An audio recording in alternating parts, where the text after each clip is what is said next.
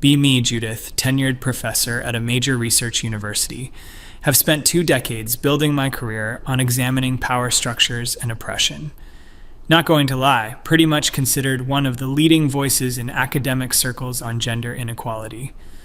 My lecture hall is packed every semester, students hanging on every word. Today's topic: systemic discrimination against women in institutional settings.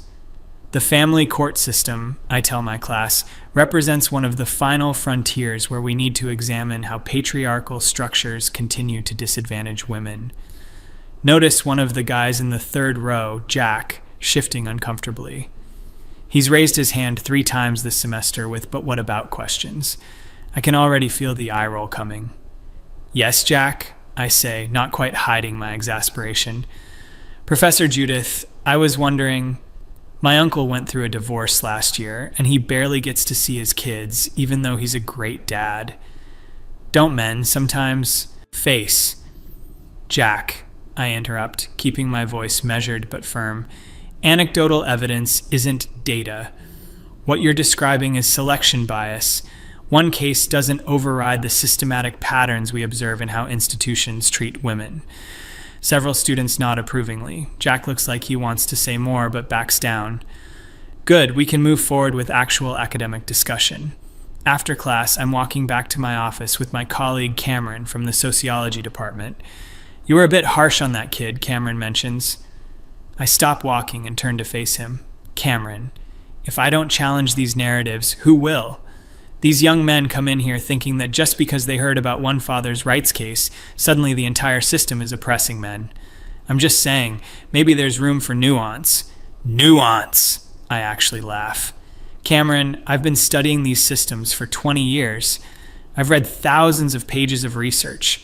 The data consistently shows that women are disadvantaged in divorce proceedings, child support enforcement, domestic violence cases. This isn't up for debate." Cameron just shrugs and heads to his office. Honestly, sometimes I wonder how people get tenure. Back at my desk, I'm reviewing my latest grant proposal. Massive 5-year study examining family court outcomes across multiple jurisdictions. The goal? Finally compile comprehensive, irrefutable evidence of how family courts discriminate against women. Going to look at custody decisions, financial settlements, parenting time allocations, everything. Been waiting my whole career to do something this definitive. The University Review Board approved it last month. $800,000 in funding. Going to publish something that becomes required reading in every family law course in the country. 3 months into the research, I've got a team of 4 research assistants. We're pulling data from family court records in 7 different states. Thousands of cases. Every custody hearing, every divorce settlement, every modification request from the past decade. I've designed the methodology myself. Triple-blind coding to eliminate bias. Statistical controls for income, education, work schedules, prior involvement in childcare. This is going to be airtight. No men's rights activist is going to be able to poke holes in this. My research assistant, Connor, knocks on my office door during data collection phase. "Professor Judith, I'm noticing something weird in the preliminary coding." "Weird how?" "Well, when we control for employment status and prior childcare involvement, there's this pattern where fathers are requesting joint custody at higher rates than mothers, but they're receiving it at significantly lower rates." I frown. "Connor, we're only 3 months in. Preliminary data always has noise. That's why we're doing a 5-year study with a massive sample size." "Right, but let's not draw conclusions from incomplete data. Sets. That's sloppy methodology." He nods and leaves. Honestly, I need to remember that research assistants are still learning. They see one anomalous pattern and think it means something. 6 months in, I'm presenting our progress at a faculty meeting. Outline our methodology, sample size, the rigor of our approach. What I expect we'll find, I tell the room, is that despite rhetoric to the contrary, Mothers continue to face judicial bias that assumes their career ambitions make them less suitable parents, while fathers are rewarded for even minimal involvement. Professor Richard from the law school raises his hand. Judith, have you built in any mechanisms to test if the opposite is true?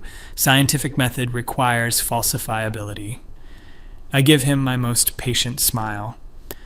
Richard, of course the methodology allows for any outcome, but we design research hypotheses based on existing literature and observed patterns.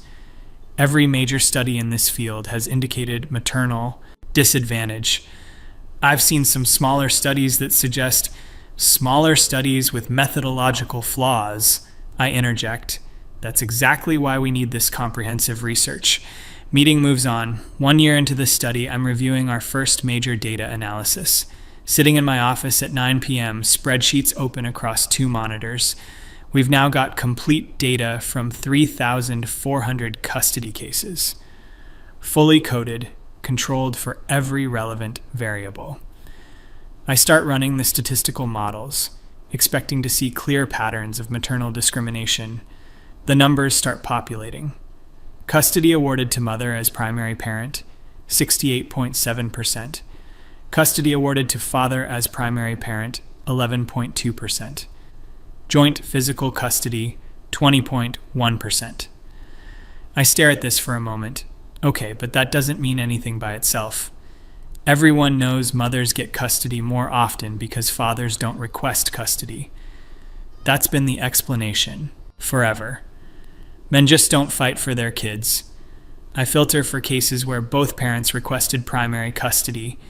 In contested cases where both parents sought primary physical custody, mother awarded primary custody 72.3%.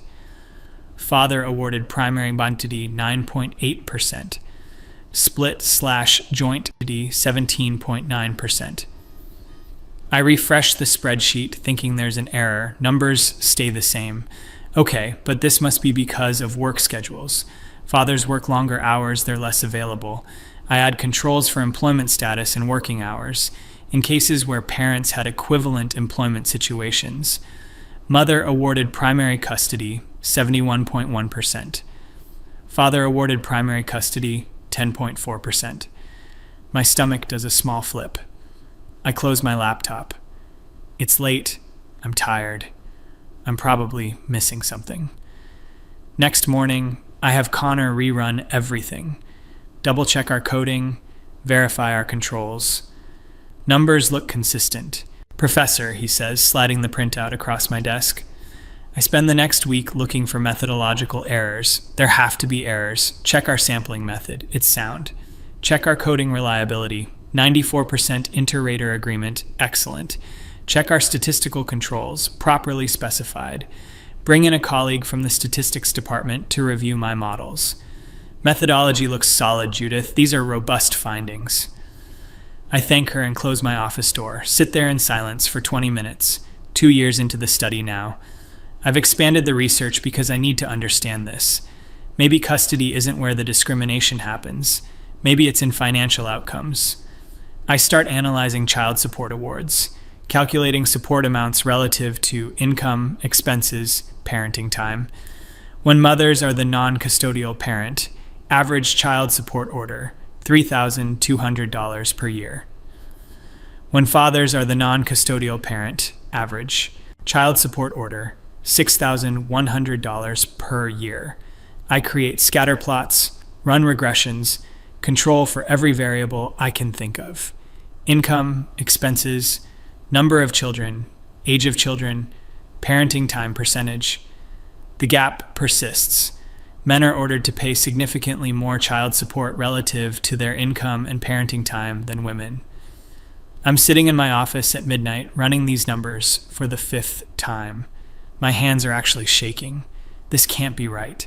There has to be something I'm missing, some confounding variable I haven't accounted for. I expand the study again, looking at parenting time allocation now.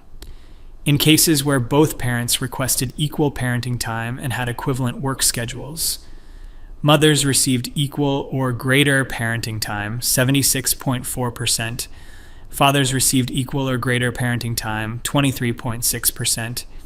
I'm analyzing judicial reasoning now, reading through hundreds of case files, judge after judge explaining why they're denying fathers' requests for equal time. Mother has been primary caregiver, even in cases where both parents worked full-time and split duties. Child needs stability of primary home, only applied when mother is seeking primary custody. Father's work schedule is incompatible, in cases where mother has identical schedule. One case, father is a teacher with summers off, mother is a consultant who travels weekly.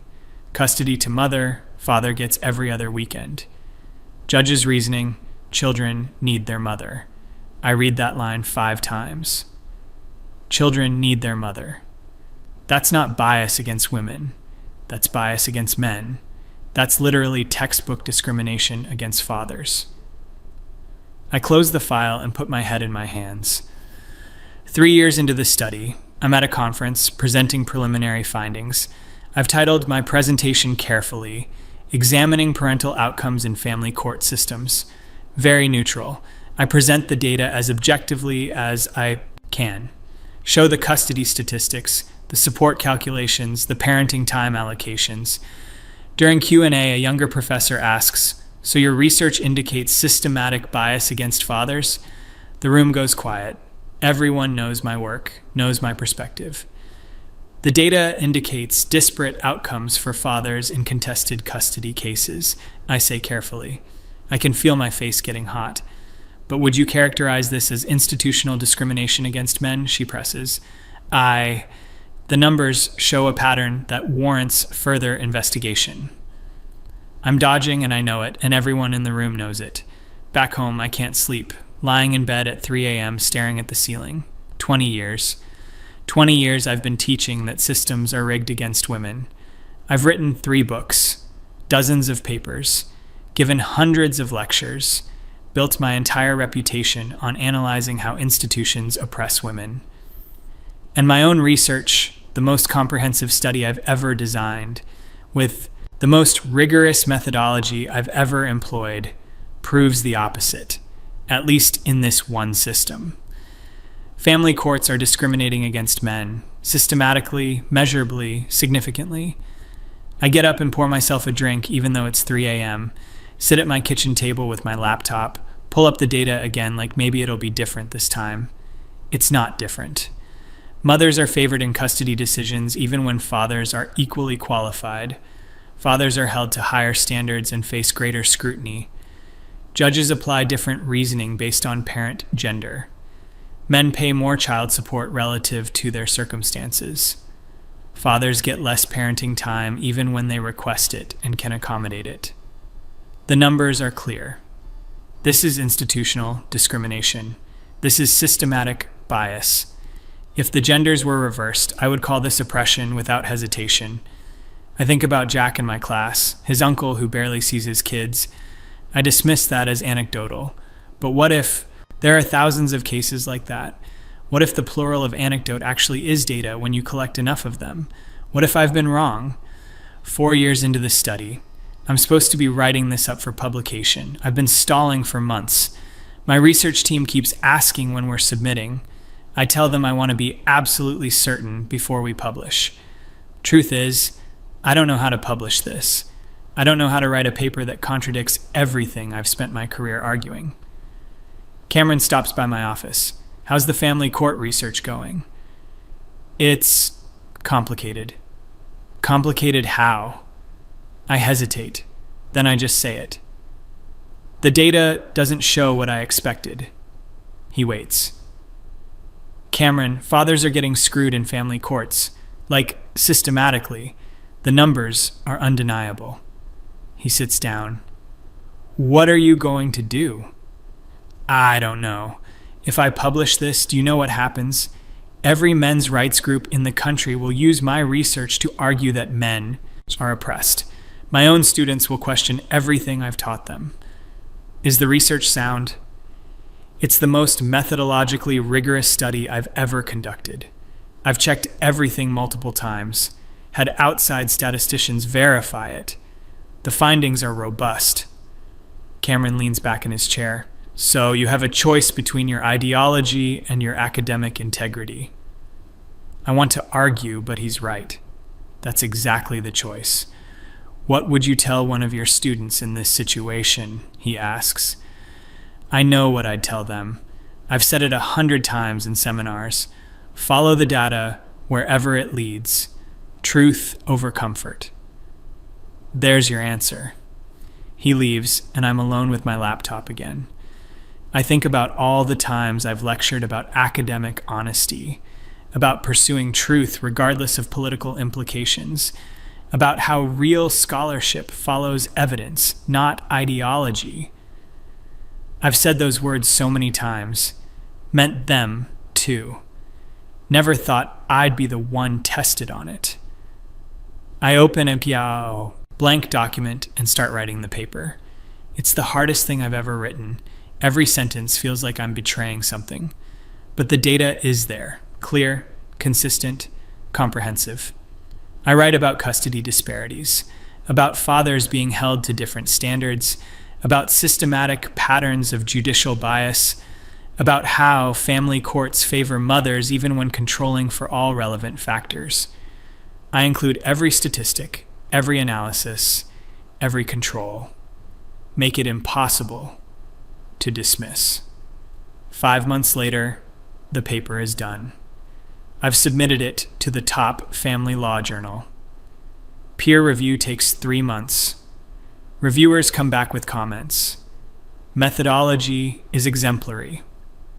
Findings are striking and well supported. This will be controversial, but the research is sound. They accept it for publication. I sit in my office holding the acceptance letter, should feel triumphant. This is the biggest publication of my career, most rigorous research I've ever done. Instead, I feel sick. The paper publishes 6 months later. The response is immediate. Men's rights groups are sharing it everywhere. Even feminist researchers admit family courts discriminate against fathers. Major study proves fathers' rights activists were right all time. My inbox is flooded. Half the emails are from men thanking me, telling me their stories. Fathers who haven't seen their kids in years. Men paying 60% of their income in support while working 2 jobs. Guys who were assumed to be deadbeats or abusers just because they were fathers fighting for custody. The other half are from colleagues and former allies. How could you publish this? You're giving ammunition to misogynists. This research will be used to hurt women. I'm sitting in my office reading these emails, one from a father named Mike, hasn't seen his daughter in 4 years. His ex-wife made false abuse allegations. No evidence, charges dropped, but he still lost custody. Gets supervised visitation twice a month. Pays $2,000 monthly in support. Your research is the first time I've felt like someone in academia actually saw us, he writes. I think about how I would have responded to this email 5 years ago, would have dismissed it, would have assumed he was leaving out information, would have thought, there must be a reason he lost custody. I'm teaching my seminar next week, same class where Jack asked about his uncle. I've completely rewritten my lecture on family courts. Standing in front of the room, I pull up my research. I'm going to tell you about a study I conducted, I begin. I designed this research expecting to find discrimination against mothers in family court systems. That's what I hypothesized based on my understanding of how patriarchal structures function. The students are listening closely. They know my work, know my perspective. The data told a different story. I walk them through it. Every finding, every statistic. I watch their faces. Some look confused. Some look skeptical. Jack in the third row is leaning forward, paying close attention. What this research demonstrates, I continue, is that institutional bias can operate in ways that contradict our theoretical expectations. Family courts, staffed largely by people who would consider themselves progressive and pro-equality, consistently discriminate against fathers. A student raises her hand. Professor Judith, doesn't this contradict what you've taught us about patriarchy? I take a breath. That's the question I've been wrestling with for 3 years. I'm being more honest than I've ever been in a classroom. I think what this shows is that gender-based oppression is more complex than a simple male oppressor, female victim model. Traditional gender stereotypes, women as caregivers, men as providers, get enforced by institutions in ways that can harm both genders. But you've always said, another student starts, I know what I've said, and I'm not abandoning everything I've taught you about analyzing power structures. But I am telling you that I was wrong about this particular system. Family courts discriminate against fathers. The data is unambiguous. After class, Jack approaches my desk. Professor, I just wanted to say, my uncle's been fighting for custody for 2 years now. He's a good dad, works from home, coaches Little League, the whole thing. His ex has a serious drinking problem. He still can't get more than supervised visits. I look at him, really look at him, not as an annoying student with "what about men?" questions, as someone trying to tell me about a real injustice he's witnessed. I'm sorry I dismissed you when you brought this up before, I say. He looks surprised. I thought I knew what the data would show before I actually looked at it. That's bad science, and I should have known better. Jack nods, doesn't gloat, just says thanks and leaves. Later that week, I'm invited to give a talk at a conference. Used to be one of their regular keynote speakers. This time, they've asked me to participate in a panel on my family courts research. When I arrive, I see who else is on the panel. Robert, a father's rights attorney I've publicly criticized in the past, called his work regressive in a published review. He sees me and nods. I nod back. During the panel, he presents data from his casework, patterns that match exactly what I found in my research. When it's my turn, I acknowledge this. Robert's observations from his legal practice align with what we found in our systematic review of court data. I owe him an apology for dismissing his work without properly examining the evidence he was presenting. The moderator looks shocked. Robert looks shocked. Honestly, I'm a bit shocked at myself. But it's true. He was right, and I was wrong. After the panel, Robert and I end up talking. That took guts, he says, publishing research that contradicts your previous positions. It took 5 years of denial. First, I admit, but you published it. A lot of people wouldn't have. We talk about the data, about patterns he's seeing in current cases. He's not a monster or a misogynist, just a lawyer who noticed his clients were facing systematic bias and decided to do something about it. And I called him regressive for it. Back at the university, things have shifted. Some colleagues won't talk to me. Others have quietly said they respect the research, even if they're uncomfortable with the implications. My class enrollment is down. Some students dropped when they heard I was sympathizing with men's rights activists. Others enrolled specifically because they want to hear about the research. I'm sitting in my office one evening, looking at my bookshelf. 3 books I've authored about gender oppression, dozens of papers, 20 years of work. It's not all wrong. Women do face discrimination in many systems. Wage gaps, harassment, reproductive rights, violence. That's all still real. But I was so convinced that women were oppressed in every system that I couldn't see where men were getting screwed. Couldn't see it even when students like Jack were telling me about it. Couldn't see it until my own rigorous methodology forced me to look. My phone buzzes. Email from a colleague at another university. She's designing a study on sentencing disparities in criminal courts. After reading your family courts paper, I started wondering if we'd see similar gender patterns in criminal justice, she writes. My preliminary data shows men receive 63% longer sentences than women for the same crimes with the same criminal history. Would you be interested in collaborating? I stare at this email. Part of me wants to delete it, wants to go back to when things were simpler, when I knew who the oppressors were and who the oppressed were, when I could walk into a classroom and speak with complete certainty. But that certainty was based on not looking too closely at data that contradicted my beliefs, based on dismissing people who tried to tell me about injustices I didn't want to see. I hit reply. Yes, I'd be very interested in collaborating. Let's set up a call to discuss methodology, because this is what being a real scholar means. Following evidence even when it's uncomfortable, especially when it's uncomfortable. Admitting when you're wrong. I think about how insufferable I must have been, how certain I was, how dismissive of anyone who questioned my framework. Jack and his uncle. Cameron trying to suggest nuance. Robert's legal work that I trashed without really examining. All those fathers who tried to tell their stories and got labeled as whiners or liars. I was so sure I had it all figured out. So convinced of my own righteousness. My research didn't just prove that family courts discriminate against fathers. It proved that I'd been intellectually arrogant, that I'd let ideology override evidence, that I'd failed at the most basic requirement of honest scholarship. The irony is pretty brutal when I think about it.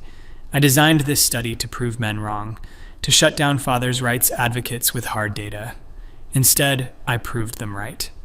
With my own rigorous, careful, methodologically sound research. I proved exactly what I'd spent years denying. There's a certain poetic justice in that. Getting hoisted by my own petard, trapped by my own academic standards. I'm teaching a different kind of course now, still examining power and oppression, but with more humility, more willingness to look at complexity. Yesterday, a student asked if systems could oppress different genders in different contexts. I said yes, said that's exactly what the evidence shows, said we have to be willing to see oppression wherever it exists, not just where our theories predict it. Some of my former allies think I've betrayed the cause.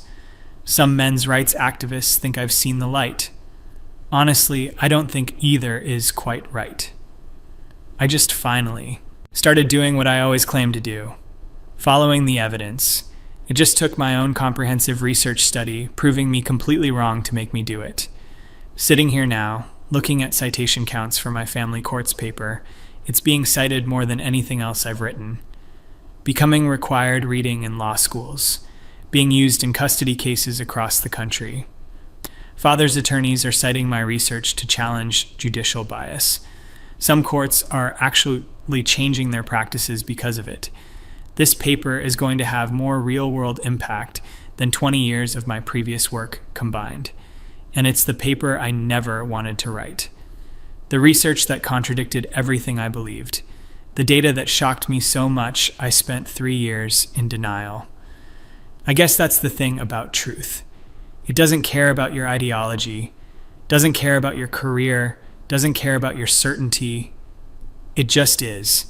And if you're actually committed to finding it, sometimes it finds you, even when you really, really wish it hadn't.